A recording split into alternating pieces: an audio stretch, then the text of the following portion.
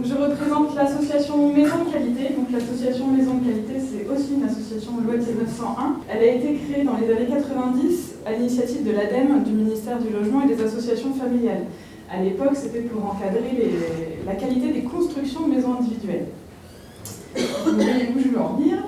Donc aujourd'hui, 30 ans ont passé, donc il y avait vraiment une approche pédagogique d'accompagnement des constructeurs de maisons vers quelque chose de plus qualitatif.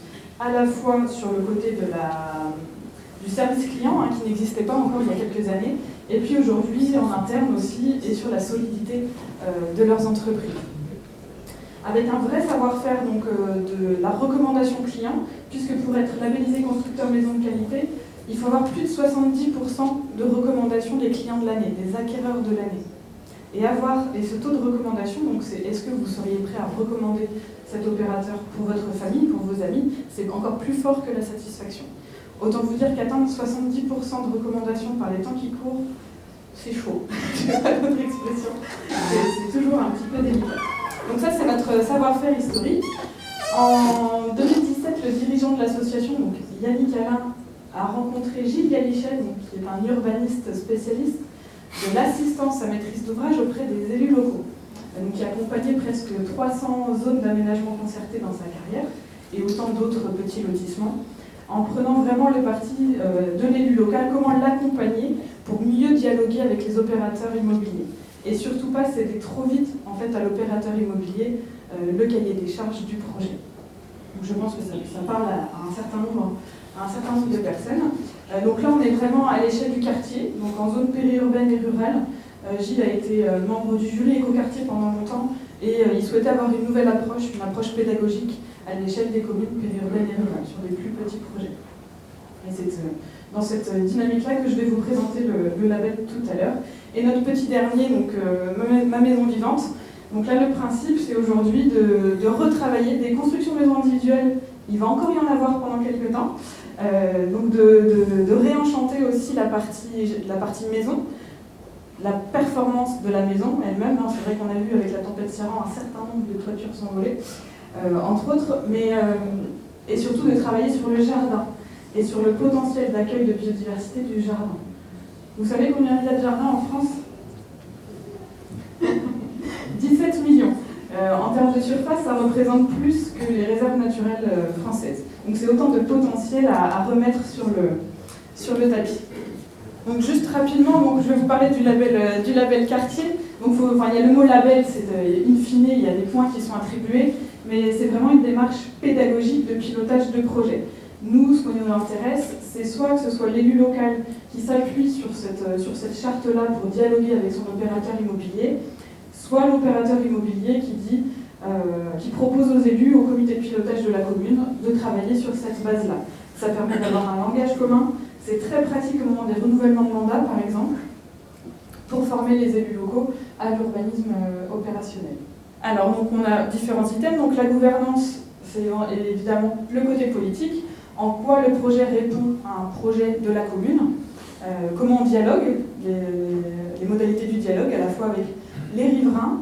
Et nous, ce qui nous intéresse aujourd'hui, c'est aussi comment on dialogue avec les gens qui vont y habiter. Parce que souvent, on fait de la concertation riverain, avec des gens qui ont un intérêt à agir, souvent contre le projet, mais on ne pense pas forcément pour les gens qui vont effectivement y vivre. Et c'est pareil, ils sont parfois un peu invisibles.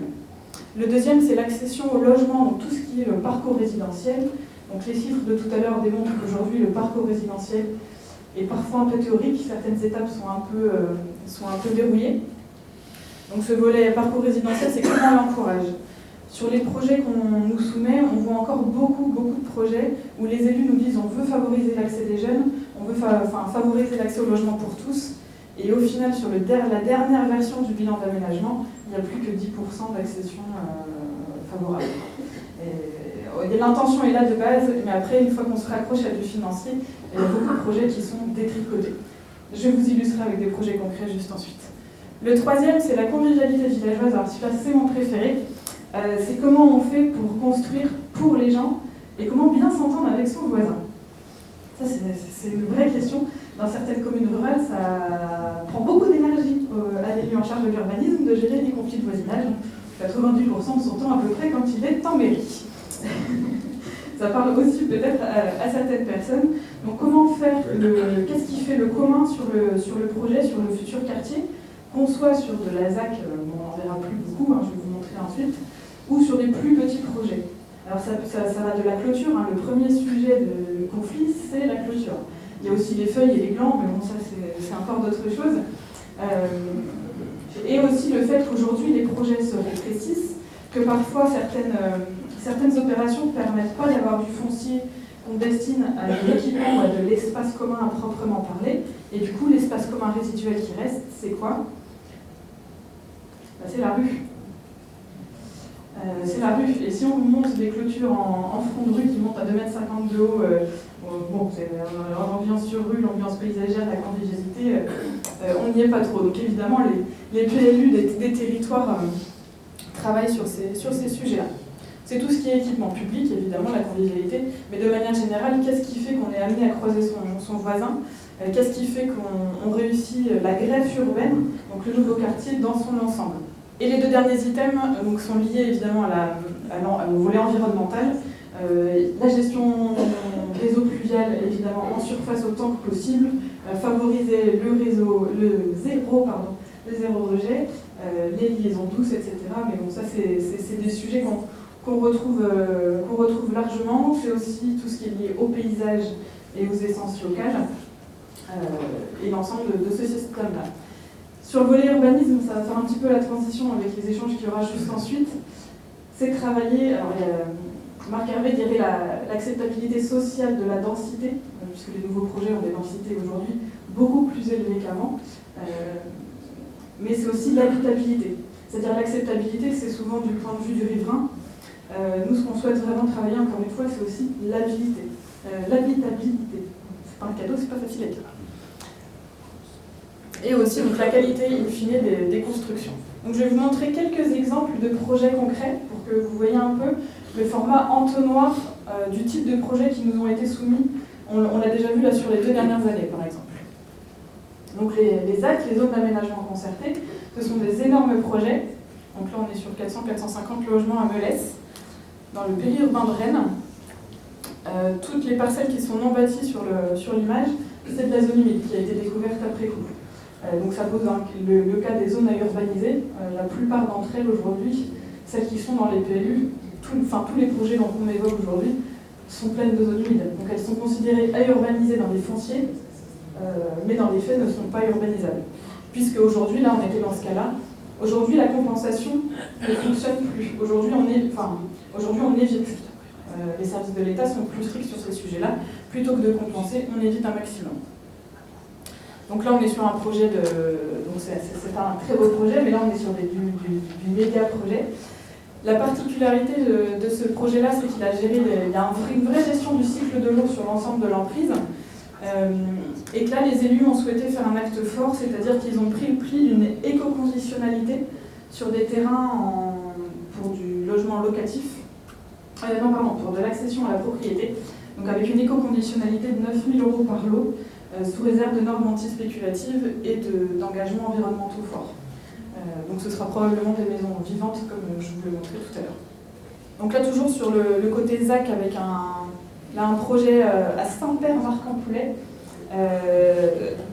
où on cumule de l'habitat inclusif dans les étages et un équipement de médiathèque. Et après, on resserre, c'est-à-dire qu'aujourd'hui, des zones d'aménagement concerté, on en voit de moins en moins sur le secteur, ou alors des ZAC multisites, c'est-à-dire avec une partie en extension et une partie en renouvellement urbain.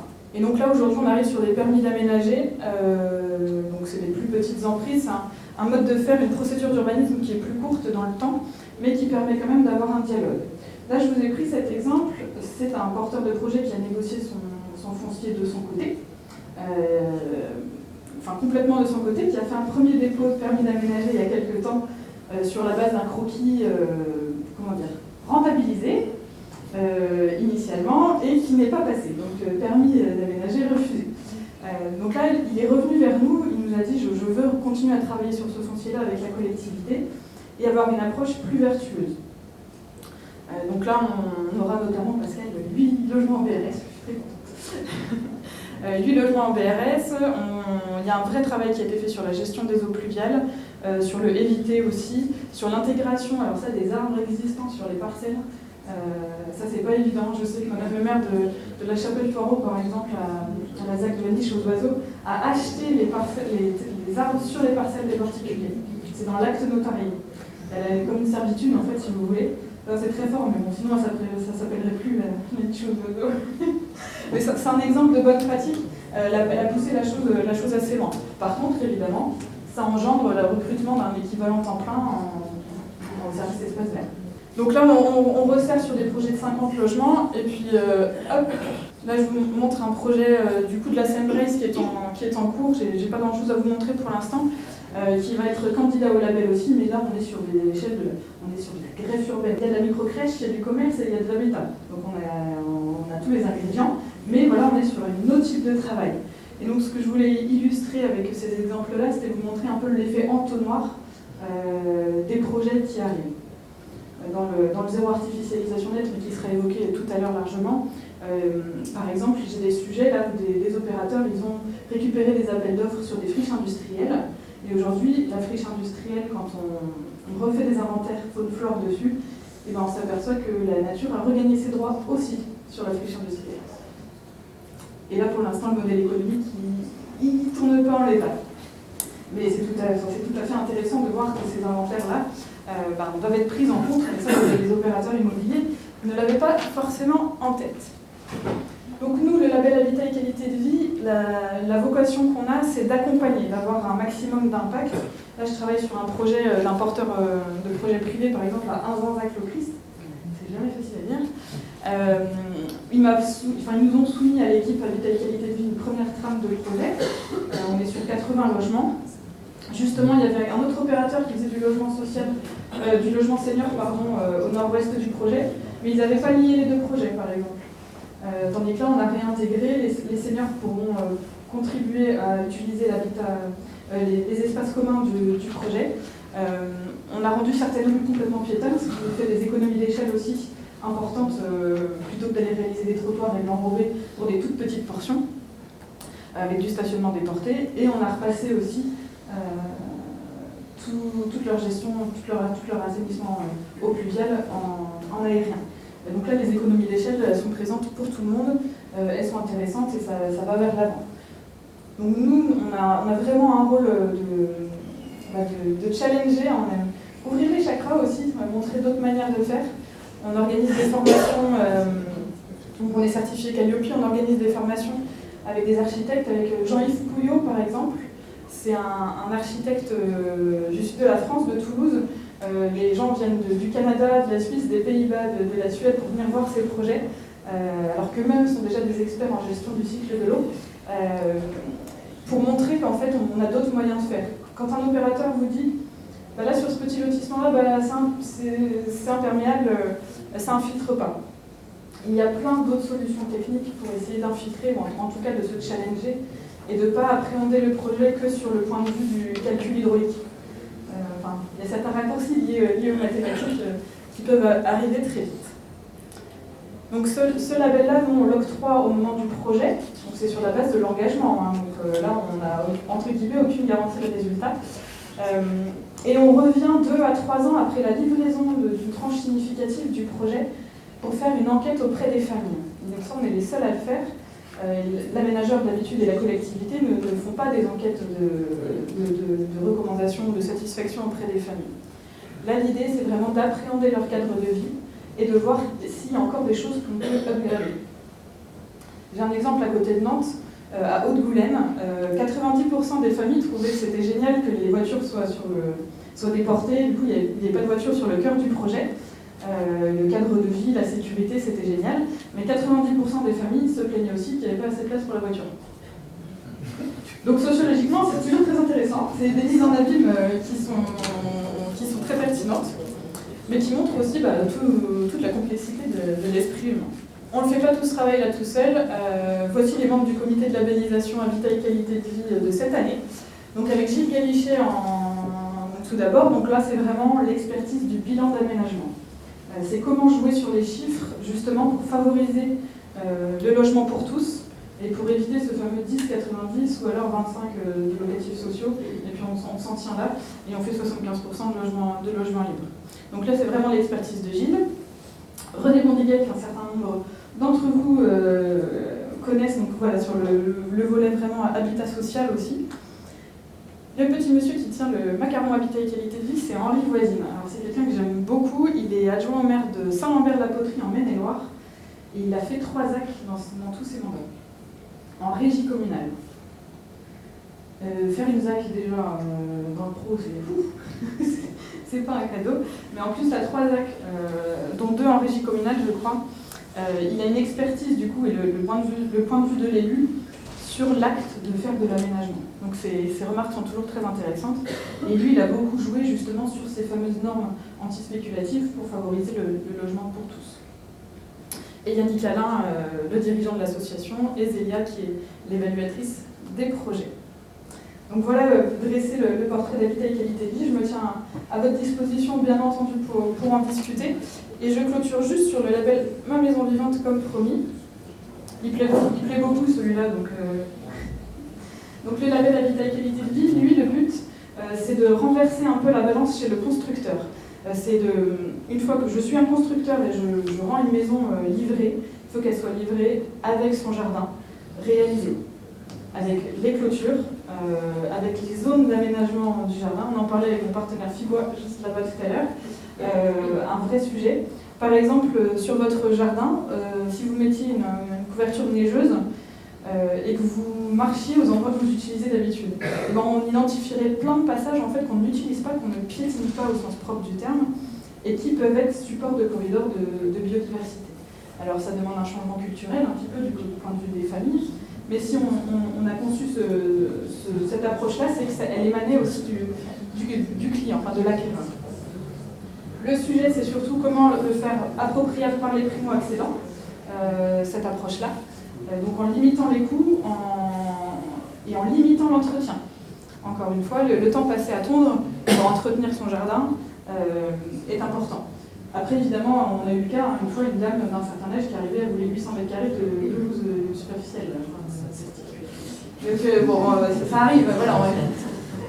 Il y a des choses qu'on ne peut pas. Et donc, voilà, le label Ma Maison Vivante, il a plusieurs usages. Donc, soit c'est l'acquéreur qui le sollicite, soit c'est le constructeur. Et du coup, nous, on doit faire une enquête pour s'assurer que les acquéreurs de l'année passée de ce constructeur-là sont satisfaits avant qu'ils s'engagent dans la démarche. Il nous faut un engagement qualité, bien évidemment. Il faut des écomatériaux performants et une approche réellement travaillée sur la question du jardin. On a aussi des communes qui ont pris des délibérations sur leurs lotissements communaux pour demander cet engagement-là. Et dans la même veine, on a l'Envalais, par exemple, qui a sorti il y a 1 an et demi un appel à manifestation d'intérêt îlot jardin. Donc les 3 constructeurs retenus, alors ça poussait très très loin, hein, c'est jusqu'aux toilettes sèches, donc c'est vraiment le bout de la chaîne. Mais du coup, il y a 3 constructeurs capables de faire des maisons vivantes qui ont été retenus pour ce projet de l'Envalais. Donc voilà, les choses bougent, la maison individuelle, elle va continuer à être là un petit peu. Il y a aussi des choses qu'on peut rendre plus perfectibles en tout cas, et vraiment voir le jardin aussi comme capacité à supporter la biodiversité, et être un vrai secteur d'épanouissement. Donc le lien avec habitat et qualité de vie, c'est évidemment que pour moi ça fait plus sens quand c'est à l'échelle de plusieurs maisons et plusieurs jardins à coller, parce que ça nous refait une vraie trame jardinée. Et pour les élus locaux, ça fait un produit fini sur rue qui est plus sympa, plus rapide. Je vous remercie beaucoup pour votre attention. Merci.